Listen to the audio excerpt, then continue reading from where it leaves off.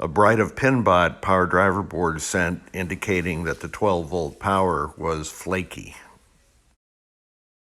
And it is easy to see why once I remove that spooge. These traces are severed. Another close-up view of the damage to the traces. A Bride of PinBot MPU and driver board. And I have rehabilitated the board by replacing the power input connector and C31, which is a 100 microfarad filter cap on the 5 volts incoming. I installed a couple of 0 ohm jumpers at W14 and 13 and 14. Those are always supposed to be installed. For whatever reason, they were removed on this board. Don't know why. This board has got this enmeshed goo of, I think there's a 1N or a 2N 5401 in there, and there's a capacitor, and there might be a Zener diode or a 4148 in there. I'm not sure what that is. I'm going to leave it on there as it seems to work. I have installed NVRAM, and we should be good to go, but we will see. The driver board had a failed fuse, and the lower left corner here, that'd be F106, which would be this string on the GI. I've installed a 1N5401 as a blocking diode to ensure that C11 is not destroyed if connectors are placed incorrectly. I've replaced C5, C4, C2, the power input and general illumination headers across the whole board. I think that's it for this one. I may have forgot something. Let's boot it up. You can see what Bride of PinBot looks like booting. Whoops, wrong display. This has got ROM version L5 in it. And my display looks a little washed out on the video, but in person it is beautiful. That message about checking the fuses, that's because we're not in a real Bride of PinBot game. So let's get into test. And it's indicating an error with the head motor because, again, we're not in a real game. So let's get to the tests. Let's test switch edges first. I have my Victor, aka Dumbass, test switch device or switch test device, and I'll go across the diagonal.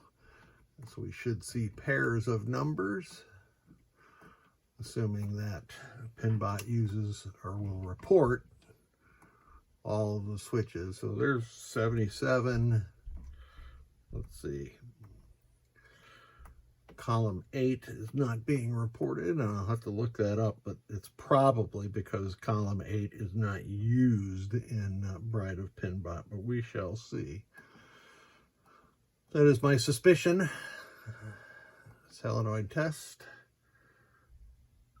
And let me get this advancing through all of the solenoids. That was a control gate solenoid. That's why that one stayed on a little bit longer.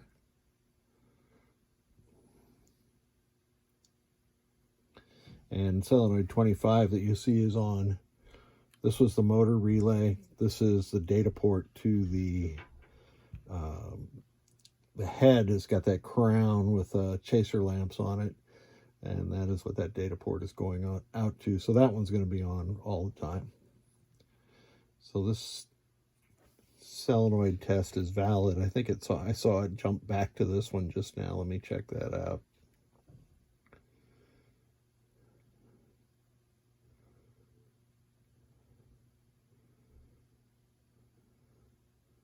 Nah, my eyes were playing tricks on me. Solenoid 8 is apparently not used. Let's see, 6, 7, 9. Yeah, let's skip solenoid 8. We will skip flasher test and go right to general illumination. Wow, that goes fast in these pre-DMD games.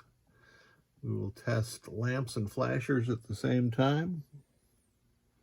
which also goes faster in these pre-DMD games, and also goes in a different sequence too, I see. Where all the lamps and all the flashers are working properly. And I think that's all we can test. Well, we can test display because the MPU is driving this display.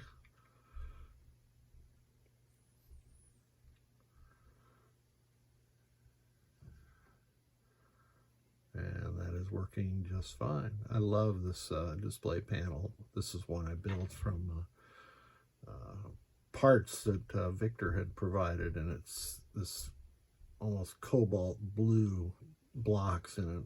I just think that looks outstanding. So that is it. This board pair is good to go.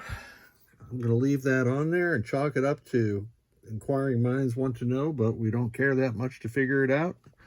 Thank you so much for sending this board pair.